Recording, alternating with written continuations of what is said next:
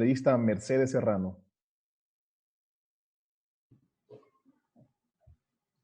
Muchísimas gracias, señor vicepresidente. Muy buenas tardes con todos los colegas asambleístas. Por favor, quiero confirmar el audio que esté perfecto. Le escuchamos, asambleísta. Muchas gracias, señor vicepresidente. Bueno, ha sido un importante debate, una jornada muy larga durante estos últimos días, durante estos 2-3 días, en donde hemos tratado dos proyectos muy importantes, con temas muy controversiales. Los dos contienen ajustes importantes, los dos buscan actuar sobre la economía del país.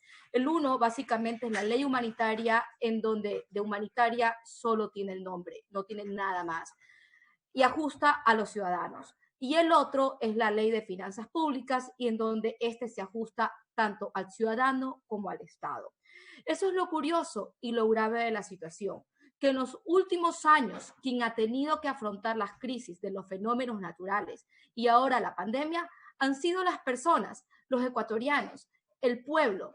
¿Y por qué? La respuesta es clarísima, porque el Estado se comió absolutamente todo el dinero, se acabó los ahorros, se decían que eran dineros ociosos, se mencionaba que aquellos que saben de economía entienden que aquellos recursos que se guardaban por ley eran un despropósito, porque nadie se le podía ocurrir tener dinero guardado.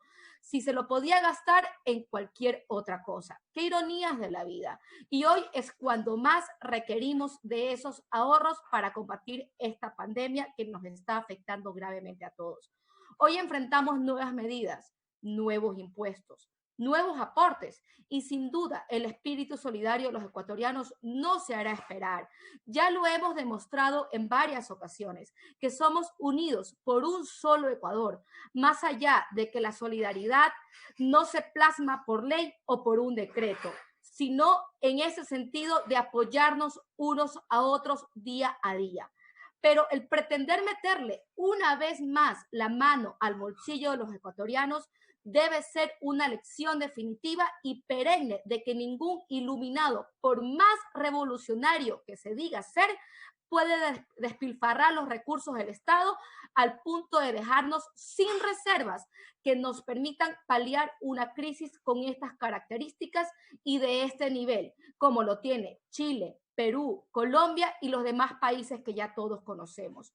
Los aportes de los trabajadores son un golpe a la economía de las familias. Implicará comer menos, degradar la calidad de la educación de sus hijos, desmejorar sus condiciones de vida, quizás rentar un sitio más barato, más pequeño, tal vez más distante.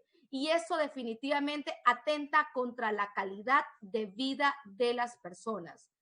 Yo no me quedo con tan solo decir que tiene que aportar $2 o 8 dolaritos, porque están partiendo de los mínimos y eso no es justo para los ecuatorianos.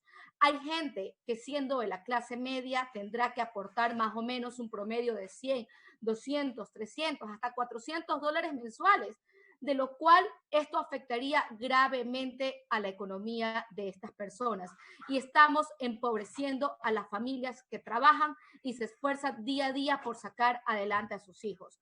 Hay familias en donde trabajan padre y madre, sacrificando día a día inclusive la crianza de estar cerca de sus hijos para poder sostener el hogar. Esos hogares serán grabados en partida doble. Si somos conscientes de eso, ese presupuesto familiar no solamente estará golpeado por un lado, sino tanto por el padre y de la madre. Y eso nadie lo ha notado, o tal vez sí lo hemos notado, pero no lo hemos dicho.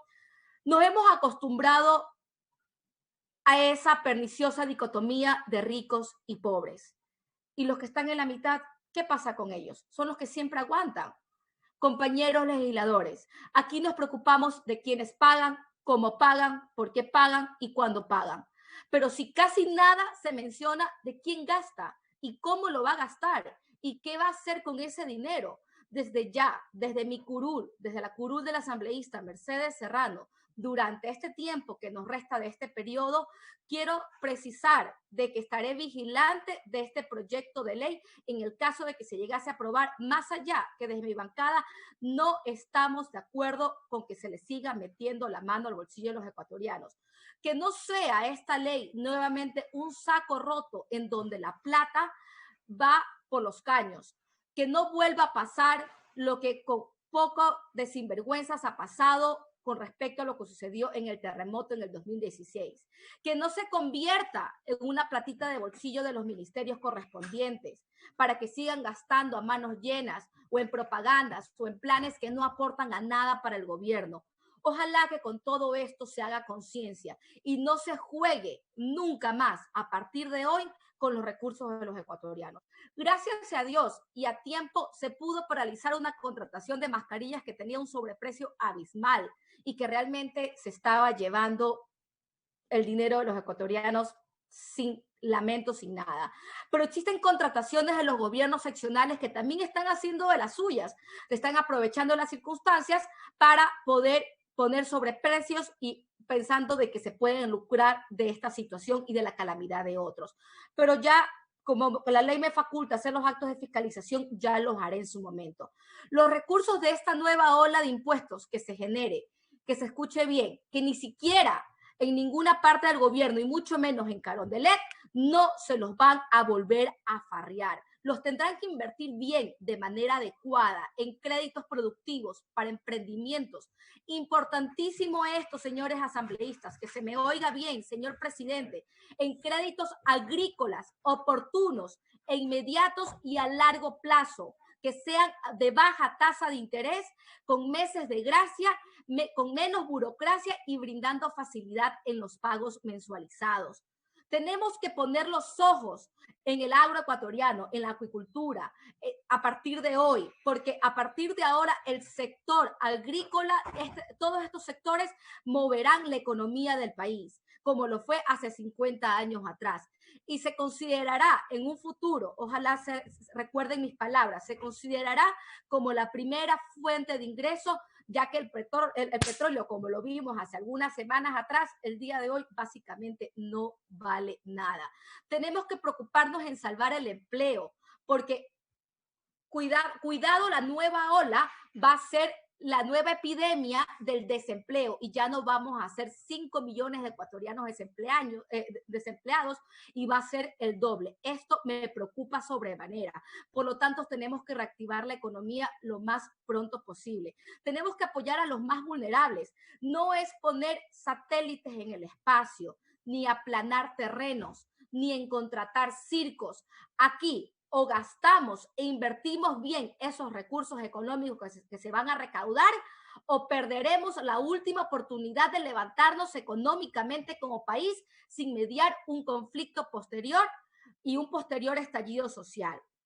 Más allá de lo económico, también quiero hablar una parte jurídica respecto a lo constitucional, de lo que debería ser tratado primordialmente dentro de la Asamblea Nacional, pero aparentemente es lo que menos importa, lo que todos los asambleístas han discutido, al menos en su mayoría. Para muestra un botón, en el artículo 5 de este proyecto, la ley incorpora una contribución sobre los bienes inmuebles, más allá de porcentajes y a quién se cobre y cómo se lo cobre. Este artículo es un desastre en materia constitucional, básicamente por lo siguiente. Primero, porque los asambleístas no tenemos la iniciativa en materia tributaria. El proyecto de ley enviado por el Ejecutivo no contemplaba esta contribución y, sin embargo, entre la noche del domingo y la mañana del lunes la incorporaron sin ninguna razón técnica. No creo que la Comisión de Régimen Económico se preste para modificar textos a última hora entre gallos de medianoche. Cuidado, señores asambleístas, cuidado. Señores, no seamos tan irresponsables. Una norma así es eminentemente inconstitucional porque no tenemos la facultad para crearla. Se va a caer muy pronto, lo vamos a lamentar como país.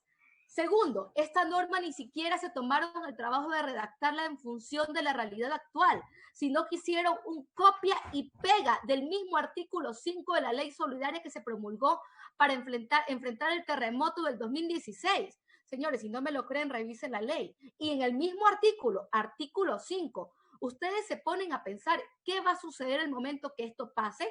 se comience a cobrar y con el paso del tiempo lo declare inconstitucional, como ya sucedió en años anteriores, simplemente habrá que devolver el pago indebido y eso generará otra crisis económica adicional a la que ya tenemos y será en grandes dimensiones.